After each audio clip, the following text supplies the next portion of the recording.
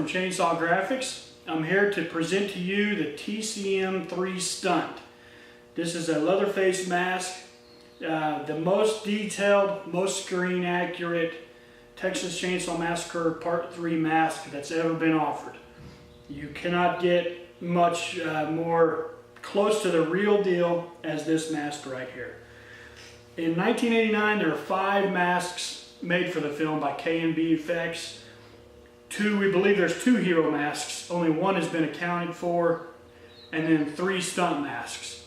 The other mask hopefully will come out of hiding someday. But the 3 stunt masks at the end of filming were given to Fangoria.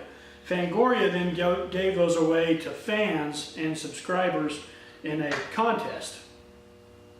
For a long time, only 2 of them were known where they were out. The 3rd one, about a year ago, came out of hiding by the gentleman that had won it way back in 1990. He placed it on an auction site, and a gentleman by the name of James Woodley, the man who created this mask, he purchased it. James is in the film and special effects industry. He's worked on films like Alien Covenant, Peter Rabbit, Pacific Rim 2, so he definitely knows what he's doing when it comes to making masks and making it highly detailed, which is what this is. Again, the TCM3 Stunt. To get to this takes a lot of work.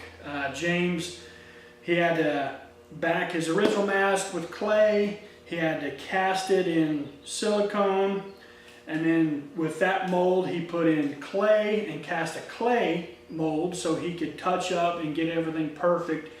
Recast it again to make a mold to make the first mask. Once he's happy with it, knows its work, he then makes another final cast that he can then mold off of, he molded off of, and then is making the remainder of the mask. He's only going to make 20 of these total.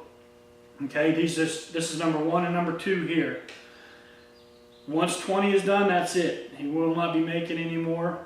So this is very, very limited, and it's going to be, the price for these is only, the value is only going to go up, okay, because they're so little, and it's the first Part 3 silicone mask that's ever been produced, and it's the first Part 3 mask that's ever been cast off of an original production piece. So it makes this really, really special. What you're getting is, of course, a silicone mask. Now, we don't put any kind of straps on these. We felt that it would be better to help the integrity of the mask to not put straps on them. You can feel free if you want to put straps on it and wear it, that's fine. But they will be pinned to a foam head. You'll get this foam head, not this one, but a foam head, and then a limited numbered chainsaw mask stand. This is made by myself, Chainsaw Graphics.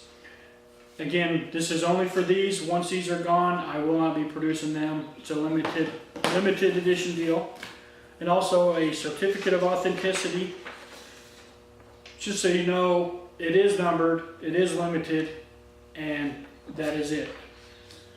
The masks themselves.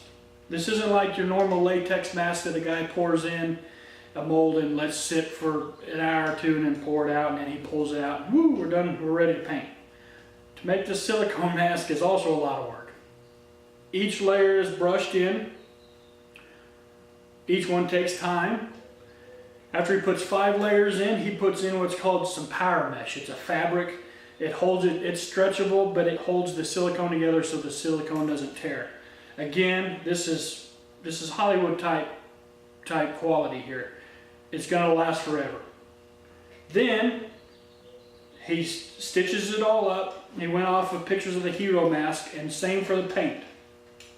He went off of how the hero mask was painted. And now you might be looking at this, the lighting's different from the film, okay? You might say, well, that's supposed to be white up here, and this other piece is supposed to be a different color. No. This is almost dead on exactly how the hero mask was painted, if not exactly. So, the only thing that's missing is the rose, okay? And every stunt mask and the hero mask is all missing the rose. The original masks are all missing it. Why? No one really knows. assuming maybe they used some cheaper paint and it just flaked off through time, faded away, but none of them have the rose. So James didn't put the rose either. You know, I'm a stickler for it on these masks, but we felt it's probably better not to paint one, not knowing exactly the dimensions, exactly the look, because everything else is perfect. We don't want to put on a rose that isn't perfect as well. If you can get a close-up, there's some pictures also I'll be showing at the end of this video. Each one will be numbered, right there, 1 of 20. And like I said, this is a once-in-a-lifetime deal for the hardcore Part 3 collector. If you've wanted a mask that's as close to the original as you can get, this is your time. If you do happen to see an original come up, it's going to cost a lot more than this one is. So there they are. This is the number 1. Here's the number 2. Right now we're starting to take pre-orders, so I suggest you probably jump on it right away, because I don't know how long these will last, and again, there's only 20. So thank you.